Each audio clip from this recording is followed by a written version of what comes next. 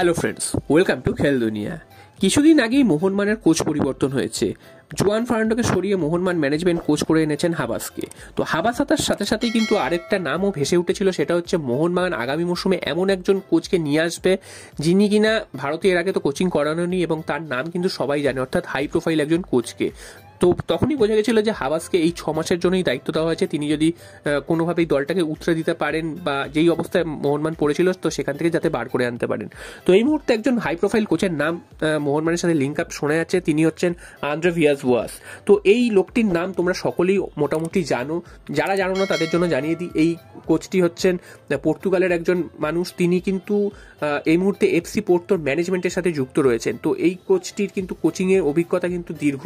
তিনি কিন্তু English premier লিগের চেলসি, টটেনহাম হটস্পারের মতন ক্লাবে কোচিং করিয়েছেন। এছাড়াও পর্তুগালের বিখ্যাত ক্লাব এফসি পোর্টোর কোচিং করিয়েছেন, ইটালির বিখ্যাত ক্লাব ইন্টার মিলান তার কোচিং করিয়েছেন, এবং ফ্রান্স, ইটালি এবং অন্যান্য আরও বেশ কিছু বড় বড় ক্লাবে তিনি কিন্তু কোচিং করিয়েছেন। তো এরকম একজন কোচের সাথে মোহনবাগানের লিঙ্ক আপ হয়েছে। তবে তোমাদের এটাও জানিয়ে রাখি যে এটা কিন্তু একটা রিউমারের পর্যায়ে রয়েছে, এটার সাথে কিন্তু এখনো কোনো সত্যতা বা কোনো যে অফিসিয়াল কিছু কনফার্ম হয়েছে সেটা কিন্তু একদমই নয়। এবং এটাও তোমাদের সাথে সাথে জানিয়ে রাখি যে এই লোকটি কিন্তু এই মুহূর্তে এফসি পোর্টোর ম্যানেজমেন্টের সাথে জড়িয়ে রয়েছে। তিনি কিন্তু আর কিছুদিনের মধ্যে এফসি পোর্টোর প্রেসিডেন্টও হয়ে যেতে পারেন। তো প্রেসিডেন্ট হয়ে গেলে অবভিয়াসলি তিনি কিন্তু অন্য কোনো ক্লাবের যে কোচিং করাবেন সেটা তো একদমই নয়। তবে তার কাছে কিন্তু অন্যান্য আরো বড় বড় ক্লাবেরও কোচিংয়ের অফার রয়েছে। তো সেই সব অফার ছেড়ে তিনি কি মোহনবাগান বা ভারতের মতন এরকম দেশে কোচিং করাতে আসবেন, সেটা তো একটা প্রশ্নের ব্যাপার। তবে এই কোচটির নাম কিন্তু এই মুহূর্তে ভেসে উঠেছে ভারতীয় ফুটবল মহলে, এবং এই কোচটির সাথে কিন্তু ভারতের মোহনবাগান ক্লাবের একটা লিঙ্ক আপ হয়েছে, সেটাই তোমাদের জানিয়ে দিলাম। তো তোমাদের কি মনে হয় এই কোচটি আসলে মোহনবাগানের আদৌ লাভ হবে না ক্ষতি হবে, সেটা কিন্তু অবশ্যই কমেন্ট বক্সে জানাবে। তবে এটাও ঠিক যে বড় নাম এলেই যে ভালো সাফল্য আসবে সেটা কিন্তু একদমই না। তো এরকম এর আগেও আমরা কিন্তু দেখেছি অনেক জায়গায় যে বড় নামের কোচ এসছেন তিনি কিন্তু সাফল্য দিতে পারেননি। তো সেটাই কিন্তু দেখার যে এই কোচটি যদি আসে মোহনবাগানের, সেক্ষেত্রে মোহনবাগানের আদৌ লাভ হবে কি ক্ষতি হবে সেটা কিন্তু সময়ই বলবে।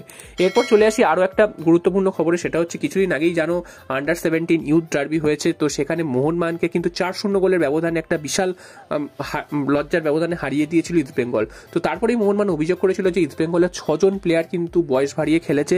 তারপর ফেডারেশনের কাছে তারা অভিযোগ জানিয়েছিল। তো তার রেজাল্ট এতদিন পর এলো, সেখানে জানা যাচ্ছে যে মোহনবাগানের অভিযোগ সত্যি, ইস্টবেঙ্গল সত্যি সত্যি বয়স বাড়িয়েই 6 জন ফুটবলারকে খেলিয়েছিল। এবং তার ফলে কিন্তু ইস্টবেঙ্গল বড় আকারে একটা শাস্তি পেতে চলেছে, সেটা হচ্ছে 6 জন ফুটবলার তারা তো শাস্তি পাবেনি। ইস্টবেঙ্গল যেসব ম্যাচগুলোতে এইসব প্লেয়ারদের খেলিয়েছিল সেই ম্যাচগুলো থেকে ইস্টবেঙ্গলের পয়েন্ট কাটা যাবে, এবং ইস্টবেঙ্গলের আন্ডার-17 যে লিগটা খেলছিল সেখানেও কিন্তু ভবিষ্যৎ অন্ধকারে চলে গেল।